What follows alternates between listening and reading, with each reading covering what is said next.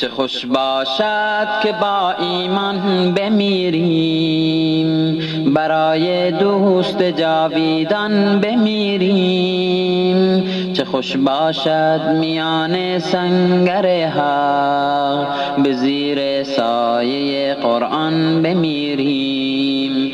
چه خوش باشد که با ایمان بمیریم، برای دوست جاویدان بمیریم.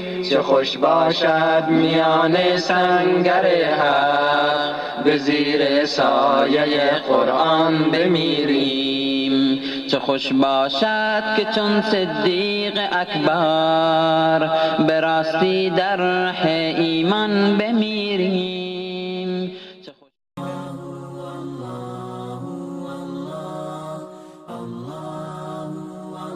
سلطان ابراهیم ادهم یکی از اولیای خداست. شخصی آمد پیشش که ای دوست خدا، سوال دارم، جواب سوالم را بدهید یا مرا نصیحت کنید و برای من پند و اندرز بیان کنید و مرا متوجه بسازید. حضرت ابراهیم ابن ادهم گفتن چی مشکلی داری؟ گفت که من نفسم مرا به سوی گناه می کشاند، نفسم مرا عادت به گناه داده و گناه می کنم، مرا نصیحت کن. حضرت سلطان ابراهیم ادهم چی زیبا می فرمایند که ای انسان، حالا که تو عادت به گناه و معصیت کردی متوجه باش، گناه بکن اما به چند شرط، یعنی 5 شرط را بیان میکنن. حالا هر کس دوست داره که گناه بکنه با این 5 شرط. این شخص گفت که ای اولیای خدا، بگو این 5 شرط چگونه شرطایی است، برای من بیان کن. گفت فقط گناه کن با چند شرط. شرط اول این که وقتی که میخواستی گناه کنی، شرط اول اینه وقتی که میخواستی گناه کنی، برو در جای گناه کن که خدا تو را نبیند. به جای گناه و معصیت کن که خدا تو را نبیند. اجازه داری برو گناه کن، اما به جای گناه کن که خدا نبیند. ای گفت سبحان الله، آیا این امکان دارد که به جای گناه کنم که خدا نبیند؟ گفت وقتی که امکان ندارد، از پدر خود میشرمی، از برادر بزرگ خود میشرمی، از اقوام و خویشاوندان خود میشرمی، او خدایی که با همه عظمت و بزرگی تو را میبیند، آیا نمیشرمی؟ آیا شرم نمی کنی؟ شرط دوم را بشنو. زمانی که گناه و معصیت برای تو آماده شد، در جای گناه کن که ملک خدا و زمین خدا نباشد. برو جای گناه کن که از خدا نباشد.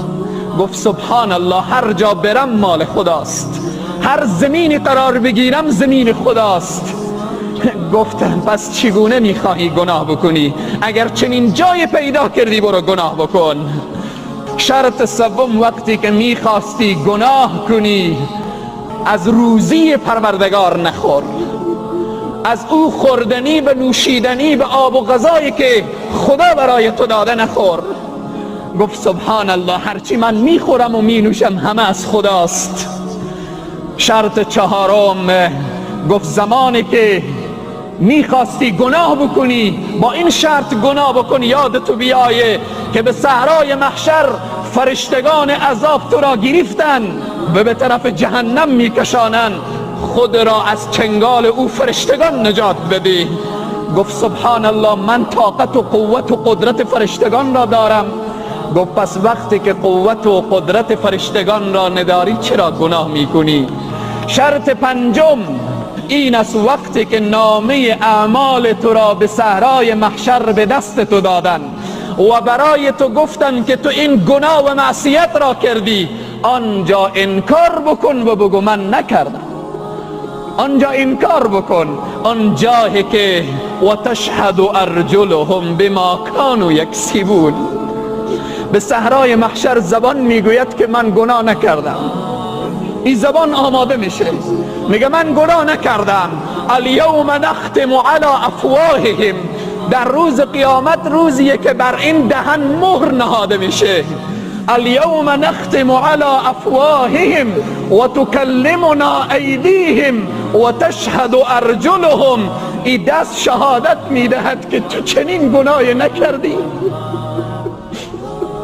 وتشهد ارجلهم، پا شهادت میدهد که آیا چنین گناهی نکردی. اليوم نختم، امروز دهن حرف نمیزند.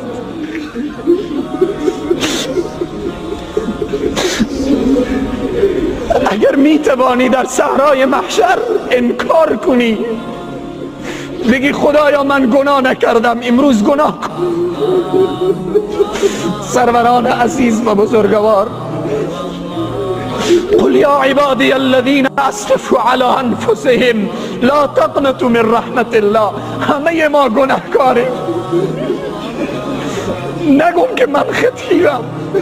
همه ما گناه و معصیت امروز جامعه ما، دکان ما، شهر ما، قلب ما، فامیل ما، تمام وجود ما را گرفته.